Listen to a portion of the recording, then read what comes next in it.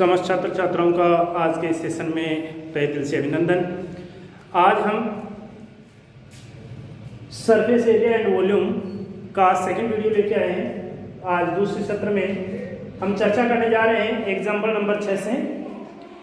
पीछे का जो सेशन था उसमें हमने जो घन, घनाभ और क्षेत्रफल, आयतन के बारे में चर्चा की थी कि क्षेत्रफल क्या होता है, उसका मात्रक क्या होता है, आयतन क्या होता है।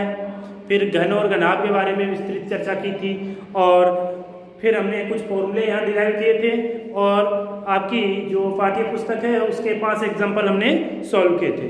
आज हम आपकी पाठ्य पुस्तक के 6th एग्जाम्पल पर चर्चा करने जा रहे हैं, जो क्या कह रहा है कि यदि एक समांतर षष्ठफलक, यहां से समझिए एक समांतर षष्ठफलक, समांतर यानी जो फलक है वो समांतर है और षष्ठफलक वाली आकृति है, यानी 6 समांतर फलकों से बंद आकृति। समांतर षष्ठफलक का मतलब हो गया कि जो फलक है वो समांतर है और 6 फलकों वाली आकृति है कि लंबाई, चौड़ाई व ऊंचाई का अनुपात क्रमशः 6:5:4 है और उसका संपूर्ण पृष्ठीय क्षेत्रफल 33,300 वर्ग सेंटीमीटर है, तो समकोणिक समांतर षष्ठफलक का आयतन ज्ञात कीजिए। तो भाई ये समकोणिक समांतर षष्ठफलक का मतलब यहाँ एक घनाभ ही है। आपको मैंने पहले भी बताया था कि जब किसी आकृति में लंबाई, चौड़ाई, ऊंचाई तीनों दी हुई है तो वो घनाभाकार हो सकती है। तो यहां हम क्या करेंगे, दिया है समांतर षष्ठफलक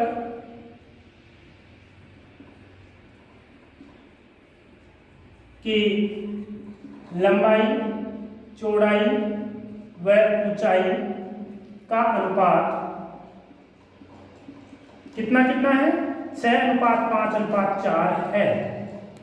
इसलिए माना इसकी लंबाई L बराबर आपकी क्या हो जाएगी भाई, लंबाई, चौड़ाई, ऊंचाई का अनुपात क्रमशः 6:5:4 है, तो ये लंबाई को डिनोट कर रहा है, ये चौड़ाई को कर रहा है, ये ऊंचाई को कर रहा है। तो मैं यहाँ मान लेता हूँ कि इसकी लंबाई 6x है। जब हमें अनुपात दिया हुआ होता है तो उस अनुपात के साथ में कोई एक चर ले लेते हैं, x, y, z कुछ भी, तो वो जो अनुपात जिन चीजों का दिया हुआ है, जैसे यहाँ लंबाई, चौड़ाई, ऊंचाई का अनुपात दिया हुआ है, तो यहाँ 6 के साथ x लिखने पर ये 6x जो होगा इसकी लंबाई माना जा सकता है। तो इसकी लंबाई L बराबर 6x, चौड़ाई B बराबर आपकी 5x हो जाएगी एंड ऊंचाई h बराबर 4x हो जाएगी। प्रश्नानुसार प्रश्न क्या कह रहा है, अकॉर्डिंग टू क्वेश्चन संपूर्ण पृष्ठीय क्षेत्रफल बराबर 33,300 वर्ग सेंटीमीटर आपको दे रखा है। अब चूंकि ये एक घनाभ है तो इसका संपूर्ण पृष्ठीय क्षेत्रफल का जो फॉर्मूला होता है हम जानते हैं, 2 × LB + LH + HB हो गया या BH हो गया, बराबर आपका वही 33,300 हो जाएगा। यहाँ पर देखिएगा इस 2 से इसको मैं काट देता हूँ, 2 × 2 1 बच गया 6 दूनी 12, 1 बच गया 6 दूनी 12, 1 बच गया 5, 16,650 हो गया।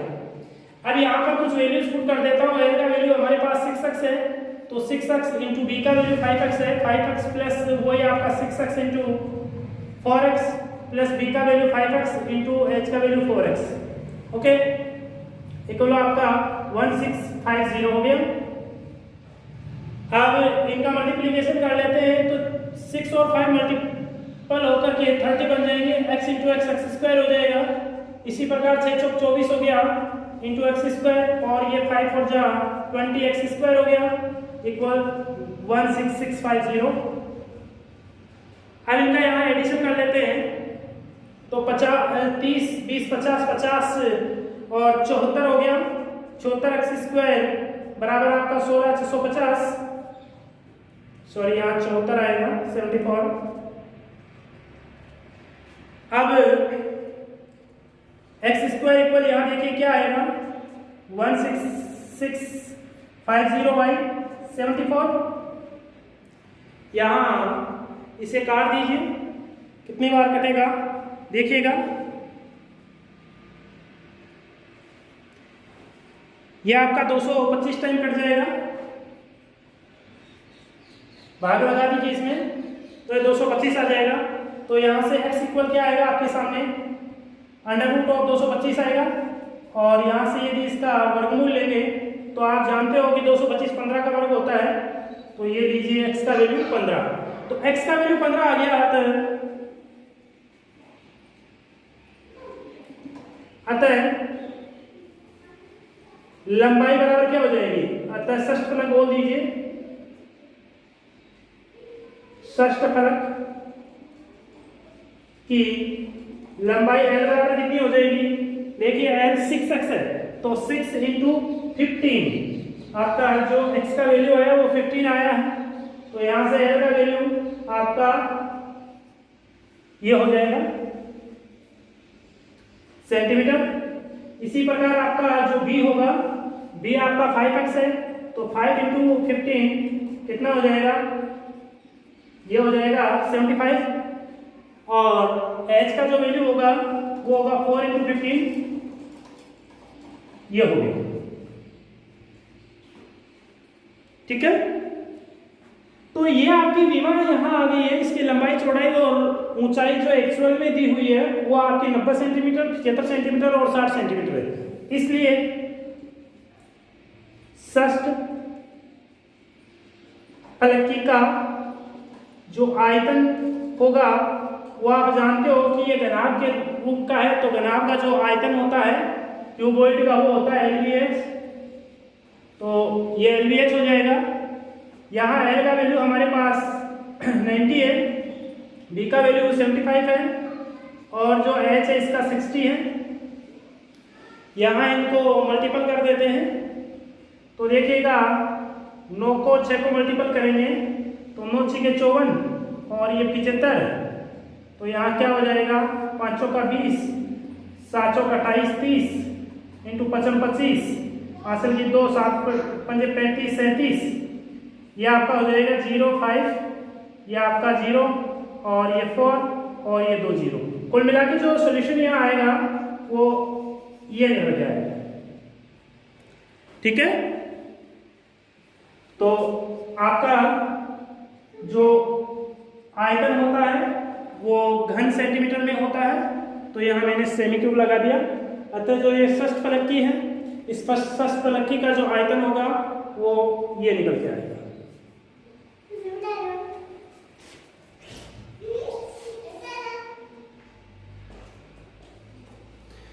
चलो इसको उतार लीजिएगा। मैं सोच रहा हूँ आपके अच्छी तरह से समझ में आया होगा, तो अपने नोटबुक में इसको डालिएगा, फिर आगे बढ़ते हैं। नेक्स्ट एग्जांपल जो है वो है कि एक संदूक की माप 3 मीटर × 2 मीटर × 1.8 मीटर है। बाहर की ओर सभी फलकों पर 12 रुपए प्रति वर्ग मीटर की दर से वार्निश करवाने का व्यय ज्ञात कीजिए। देखिए यहाँ पर आपको एक संदूक दिया हुआ है और आपको चूंकि इस संदूक की लंबाई चौड़ाई और ऊंचाई डिफरेंट दे रखी है। यहाँ मल्टीपल में देने का मतलब है L × B × H, पहले लंबाई होगी फिर चौड़ाई होगी फिर ऊंचाई होगी। तो यहाँ इस संदूक की तीनों भुजाएं आपको डिफरेंट दे रखी है। तो भाई ये जो संदूक होगा किस आकार का होगा, ये घनाभ के आकार का हो जाएगा। यदि तीनों वैल्यूज सेम है तो घन के आकार का हो जाएगा, और यदि तीनों वैल्यूज डिफरेंट है तो ये आपका एक क्यूबॉइड हो जाएगा। अब यहाँ पर ये बोल रहा है कि इस संदूक के बाहरी सभी फलकों पर वार्निश करवाना है, और जो वार्निश का खर्चा है वो 12 रुपए प्रति वर्ग मीटर की दर से है। टोटली आपको जो खर्च होगा वो बताना है कि कितना खर्च होगा। तो पिछले वीडियो में मैंने आपको बताया था जब भी कोई चीज़ बनानी होती है, कलर करना होता है या बनाना होता है या कवर चढ़ाना होता है या फिर उस पर सफेदी वगैरह करवाने का वे ज्ञात करना होता है, तो इन सभी केसेस में हम क्या करते हैं, सबसे पहले हमें उसका जो टोटली एरिया है वो चाहिए। तो यहाँ हमें सबसे पहले इस संदूक का एरिया निकालना पड़ेगा और एरिया निकालने के बाद में हम आगे जो भी एरिया आएगा उसको इस वैल्यू से, ये जो खर्च है प्रति वर्ग मीटर का, इससे मल्टीपल कर देंगे तो अपना टोटल जो वे आएगा वो आ जाएगा। तो यहाँ संदूक की लंबाई 3 मीटर है, चौड़ाई b बराबर 2 मीटर है एंड ऊंचाई h बराबर आपकी 1.80 मीटर है। क्लियर? तो संदूक का क्षेत्रफल बराबर, चूंकि आपको यहाँ क्लियर हो रहा है कि जो संदूक है वो क्यूबॉइड शेप का है, क्यूबॉइड शेप का है, तो आप जानते हो कि क्यूबॉइड का जो एरिया होता है वो ये होता है, फॉर्मूला जानते हो आप। इस फॉर्मूले में जो आपके पास वैल्यूज है इनको पुटअप कर दीजिए। तो L का 3, B का आपका 2 प्लस L का वही 3, H का आपका 1.8 प्लस B का 2 और H का 1.8। ओके, 2 ये आपका 6 हो गया, यहां से इसको मल्टीप्लाई कर दीजिए तो 18 से सीधा ही बोल दीजिए, 18 38 54 हो गया और ये 18 36 हो गया।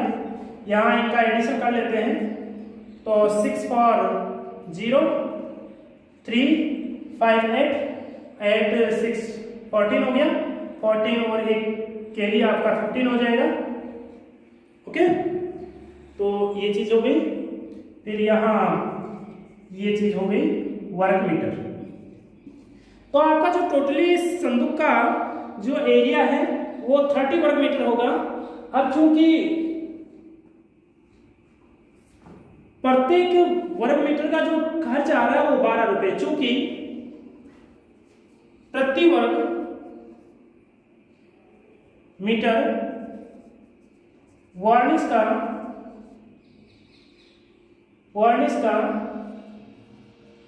खर्च बराबर 12 रुपए, चूंकि 12 रुपए प्रति वर्ग मीटर खर्च आ रहा है इसलिए प्रति की जगह कितना करना है हमें 30 वर्ग मीटर। तो 30 वर्ग मीटर का जो खर्च होगा वार्निश का वो 30 गुना 12 हो जाएगा, 12 36 360 रुपए हो जाएगा। कितना हो जाएगा? 360 रुपए हो जाएगा। तो कोई बड़ी बात नहीं है, बहुत ही सिंपल है। इससे रिलेटेड जो भी क्वेश्चन आएंगे वो बहुत ही इजी क्वेश्चन आएंगे क्यूब एंड डाइस से। आपको कुछ नहीं, फॉर्मूले पता होने चाहिए और एरिया कब ज्ञात करना है और वॉल्यूम कब ज्ञात करना है ये पता होना चाहिए। तो आगे बढ़ते हैं, इसको आप अपनी नोटबुक में डाल लीजिएगा।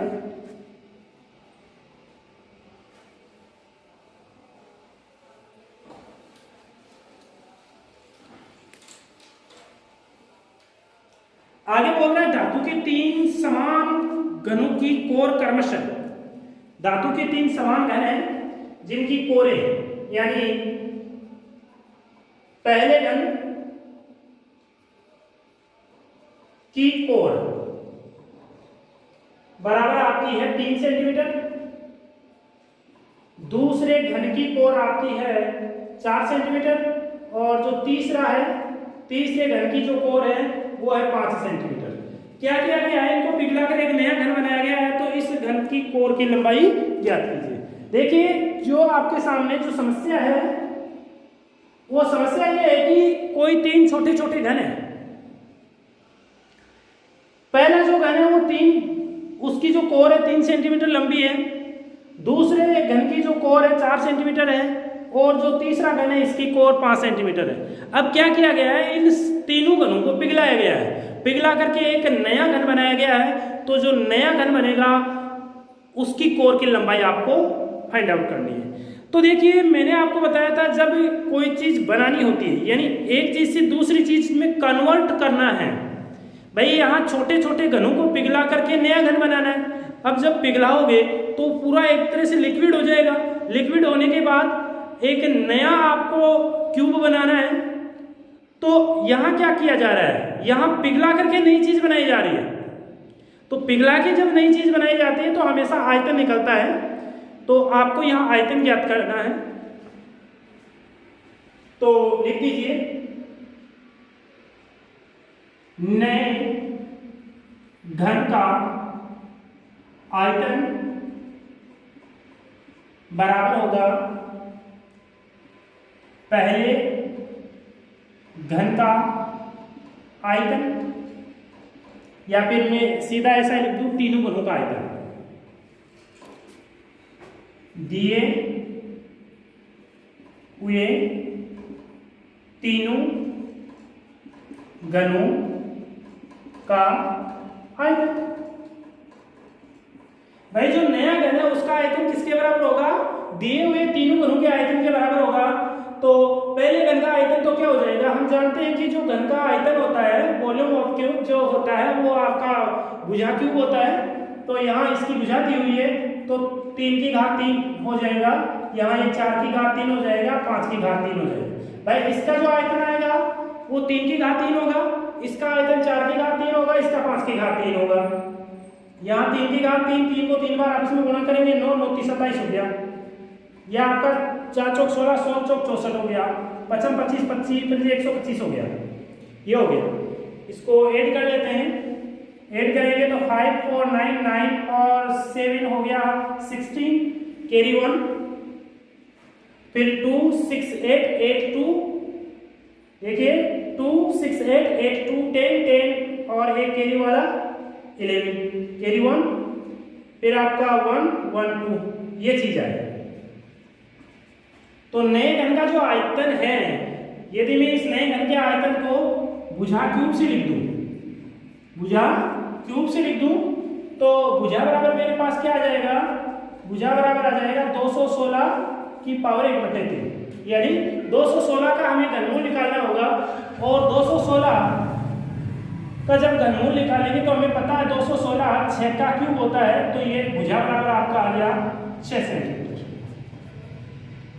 कितना आ गया, 6 सेंटीमीटर। तो जो नया आपका घन बनेगा उसकी जो कोर होगी वो 6 सेमी की होगी। इट इज क्लियर, अपनी नोटबुक में डाल लीजिएगा। आगे बढ़ते हैं, आगे देखिए जो आपकी पाठ्यपुस्तक 16.1 है, इसका जो पहला क्वेश्चन है वो है कि एक घनाभ की लंबाई चौड़ाई और ऊंचाई दी हुई है और संपूर्ण पृष्ठीय क्षेत्रफल ज्ञात करना है। तो मैं समझता हूं कि इसमें आपके कोई दिक्कत नहीं आएगी, आप इसको इजीली कर सकते हो, तो कर लेना इसको। तीसरा है, दूसरा क्वेश्चन है, 3 घनों की भुजाएं क्रमशः 8 6 और 1 सेंटीमीटर है, इनको पिघलाकर एक नया घन बनाया जाता है, तो नए घन का संपूर्ण पृष्ठीय क्षेत्रफल ज्ञात कीजिए। तो आप जानते हो कि जो सेकंड क्वेश्चन है आपकी पाठ्य पुस्तक का वो सेम ऐसा ही है।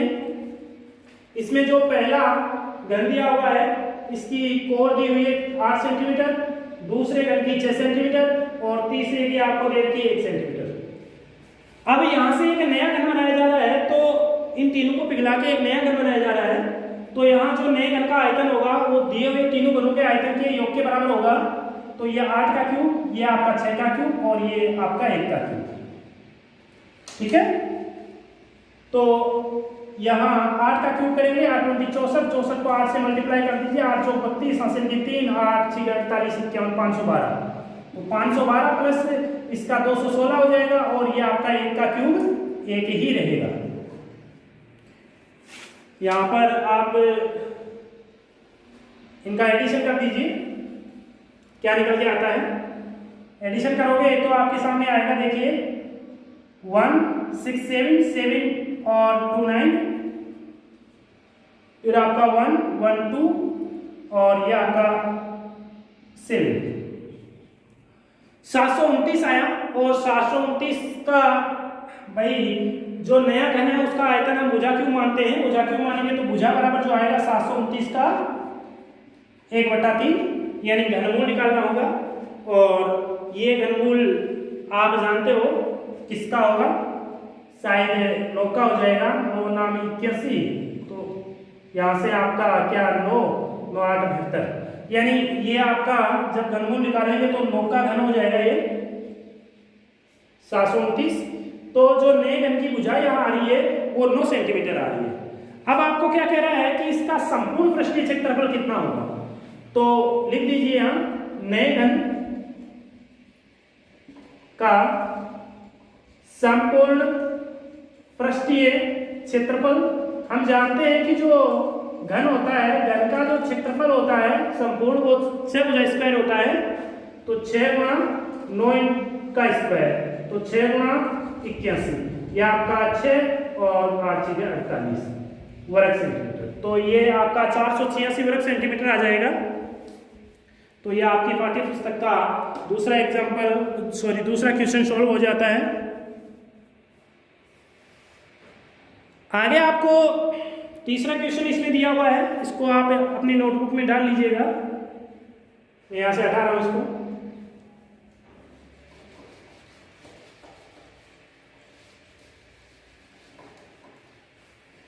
देखिए मैथमेटिक्स में जब तक आप अपन खुद प्रॉब्लम को सॉल्व नहीं करोगे तब तक कुछ समझ में नहीं आएगा। मैथमेटिक्स का ये रूल है कि इसमें ज़्यादा से ज़्यादा जो प्रॉब्लम है उनको खुद सॉल्व करने की कोशिश करो। जिसके जगह आपको कहीं पर भी किसी भी क्वेश्चन में प्रॉब्लम यदि आ रही है तो आप मेरे साथ शेयर कर सकते हो। यहाँ आपके पास जो तीसरा क्वेश्चन बन रहा है वो है कि एक संदूक है जिसकी माप 50 सेंटीमीटर, 36 सेंटीमीटर और 25 सेंटीमीटर है, यानी गुणा में दे रखी है। तो अभी हमने एक क्वेश्चन किया था, तो इस संदूक का कवर बनाने के लिए कितने वर्ग मीटर कपड़े की आवश्यकता होगी। भैया आपको बता रखा है कि कवर बनाना है तो संपूर्ण पृष्ठीय क्षेत्रफल ज्ञात करना होगा, तो इसका संपूर्ण पृष्ठीय क्षेत्रफल आप ज्ञात कर लीजिए, उससे आपका ये समाधान हो जाएगा। आगे देखिए, ये आपको 3 क्वेश्चन करने हैं और बाकी जो आप कर सकते हो, ये वैसे आपकी पाठ्य पुस्तक में 12 प्रॉब्लम दी हुई है, इन 12 में से जितने आप कर सकते हो वो कर लेना, और जो नहीं आए वो नेक्स्ट सत्र में चर्चा करेंगे प्रत्येक क्वेश्चन पर। तो आपकी इस एक्सरसाइज से ये 3 प्रॉब्लम सॉल्व हो जाती है। आगे के सत्र में जो आगे की प्रॉब्लम है उन पर चर्चा करेंगे। आज की वीडियो में बस इतना ही। Thank you. इस वीडियो को जितना हो सके उतना ज़्यादा लाइक, शेयर और सब्सक्राइब कीजिए ताकि भारतवर्ष के प्रत्येक बच्चे तक मैथमेटिक्स सॉल्यूशन पहुंच सके। Thank you.